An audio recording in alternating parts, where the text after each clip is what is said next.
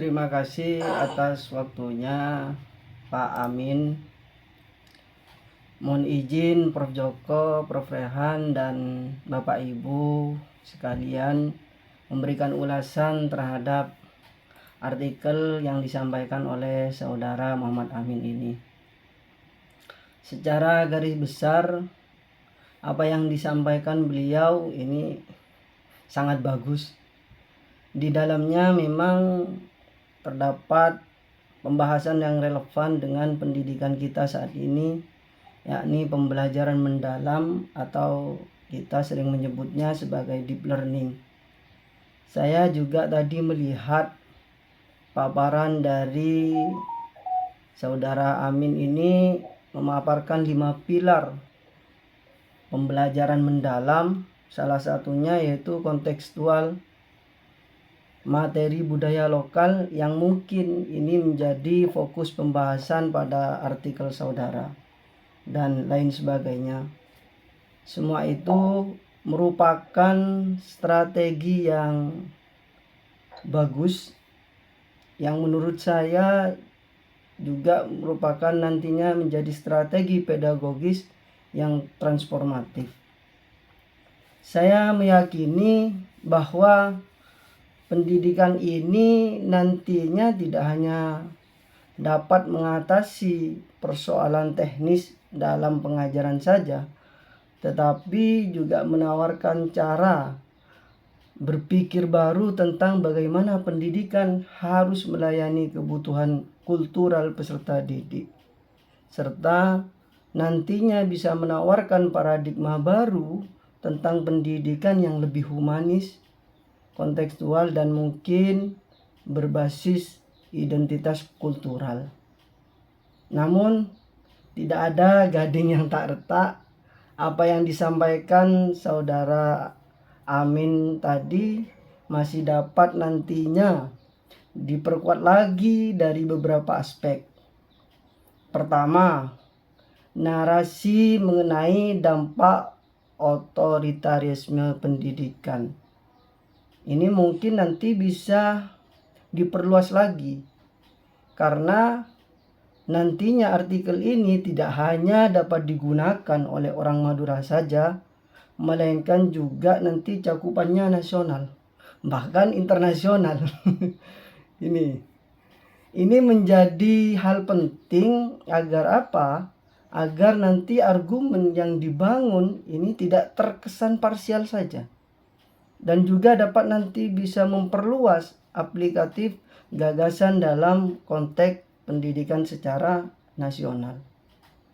Apalagi tadi disuguhkan beberapa contoh yang menurut saya juga ekstrim tadi, tentang sebenarnya itu bukan budaya Madura seperti carok dan lainnya. Beliau mencoba untuk menggagas itu dan memberikan edukasi kepada kita semua bahwa Madura ini tidak se-ekstrim yang dibayangkan oleh orang-orang lain. Yang kedua, saya membaca tentang kajian empiris dalam artikel yang disampaikan Saudara Amin ini sangat minim. Meskipun mungkin pendekatannya adalah pendekatan kualitatif deskriptif atau berbasis studi pustaka mungkin. Alangkah baiknya nanti lebih diperkuat lagi dengan menyertakan hasil observasi misalnya, atau wawancara dengan guru bahasa Madura, atau mungkin bisa juga dengan analisis dokumen kurikulum yang aktual di sekolah tersebut. Dengan demikian mungkin artikel yang dimiliki ini memberikan landasan data yang lebih konkret untuk mendukung temuan dan usulannya. Yang ketiga, ini kritik terhadap kebijakan pemerintah yang ada pada artikel ini seharusnya bisa diimbangi dengan solusi-solusi yang realistis dalam rangka regulasi yang ada. Kita sadar bahwa pada dasarnya manusia itu lebih suka mengkritik daripada memberikan solusi. Ini manusiawi. Salah satu contoh mungkin yang dapat dilakukan oleh saudara nanti dalam kebijakan ini yaitu tentang bagaimana muatan lokal yang berlandaskan terhadap Permendikbud ini bisa dioptimalisasi tanpa menunggu lagi reformasi total kurikulum yang ada di negara kita. Karena saya melihat ini, entah ini salah atau gimana, dalam perspektif yang berbeda, saya melihat kok pemerintah kita sekarang ini ragu-ragu dalam menangani pendidikan. Dan terkesan hanya, mohon maaf ini, tidak bermaksud untuk menyinggung lebih luas, hanya memodifikasi dari kurikulum sebelumnya. Lah, jika ini nanti menjadi sebuah muatan lokal yang dapat dioptimalkan oleh saudara Amin, tentu pendekatan inkremental seperti ini akan membantu guru dan sekolah untuk tetap bergerak progresif dalam batas struktur yang telah ada.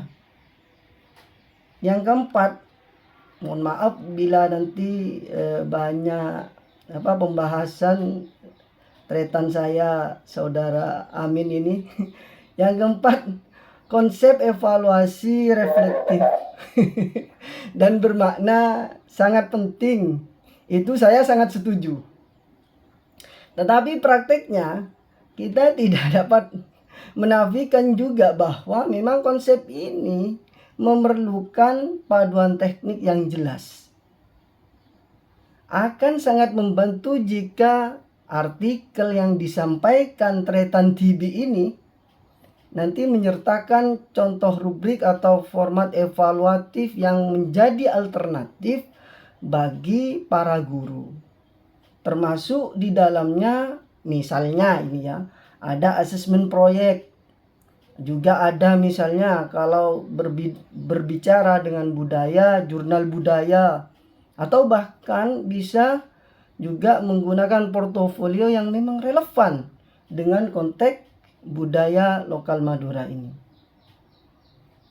Intinya nanti hal tersebut akan memperkuat artikel saudara dan bisa juga digunakan oleh kalangan praktisi pendidikan. Yang kelima, yaitu kolaborasi intergenerasi sebagai salah satu pilar menarik dan inovatif betul adanya. Saya sangat sependapat ini. Namun jangan lupa ya bahwa implementasinya sebenarnya ini memerlukan sinergi kelembagaan yang belum tentu tersedia di semua sekolah. Saya rasa Pak Rektor ini lebih paham terhadap dinamika dalam sebuah lembaga itu seperti apa. Beliau ini ahli dalam berdialog, berkomunikasi, istilah Madura itu arempukan. Jadi dinamika itu sangatlah kental dengan masalah yang ada di lembaga kita. Masukan saya mungkin nanti dijadikan pertimbangan, mungkin saudara ini juga mengantisipasi tantangan ini dengan menyarankan langkah-langkah penguatan, misalnya seperti penguatan kapasitas sekolah. Misalnya juga memberikan seperti pelatihan yang berbentuk bootcamp, bukan hanya sekedar seremonial seperti seminar. Juga bisa menggunakan dukungan platform yang memang saat ini kita tahu kecanggihan teknologi ini luar biasa. Atau juga nanti juga dapat mengintegrasikan program sekolah yang ada ini dengan adat dan budaya yang ada di Madura. Yang keenam, ini saya tadi sempat menemukan gaya bahasa artikel ini saya akui sangat reflektif dan ilmiah. Hanya saja mungkin ada bagian-bagian tertentu yang perlu diringkas lagi. sehingga mudah dipahami oleh para pembaca.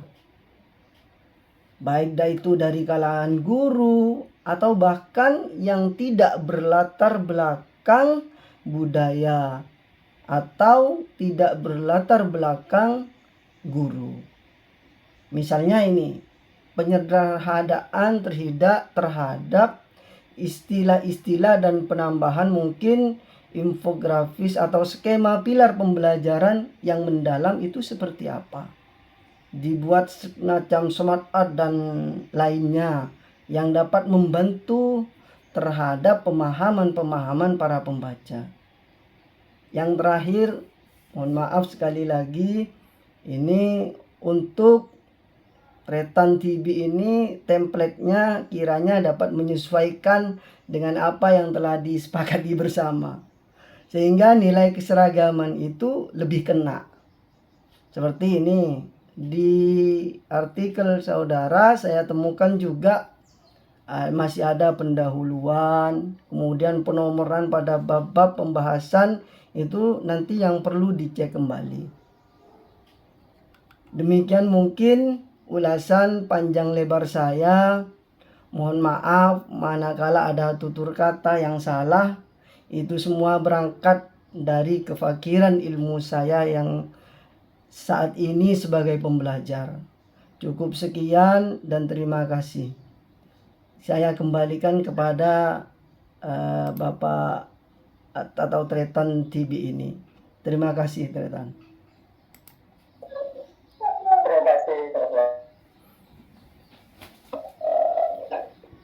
sangat ini pembahasannya sangat luas sekali ya, sangat berguna bagi saya menikmati ini. Ini ada 7 saran ya, ada 7 yang masuk ke